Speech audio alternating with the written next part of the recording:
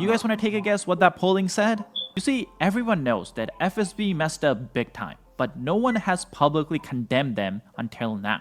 You see, right after the 2014 Crimea annexation, Putin has been giving FSB billions of dollars just to spread misinformation in Ukraine. The goal of this operation was to convince the Ukrainian public that the West is the enemy and Ukrainians should really be friends with Russia. Well, right before Putin launched his invasion, he wanted to see how that investment is going. After all, he did spend billions of dollars out of his pocket. So he asked the FSB to run covert pollings and covert surveys inside Ukraine to figure out how the Ukrainian public will react if Russia starts the invasion. Well, you guys want to take a guess what that polling said?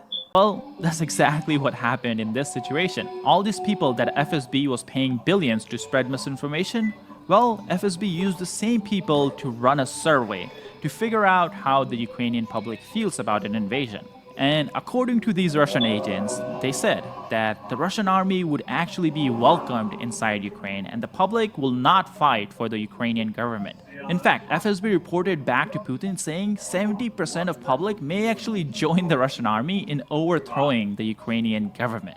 Well, this is where I want to remind everyone of the great Charlie Munger quote. Show me the incentive, I'll show you the result. These people who FSB was paying so much money had no incentive to tell the truth. Because if they actually told the truth, Putin would cut off their funding and they would have no careers. This is exactly why they told the FSB what the FSB told Putin. And that's why Putin truly believed that Kyiv would fall in 3 days. But well, when that didn't happen, it was a huge shock for the Kremlin and of course for Putin.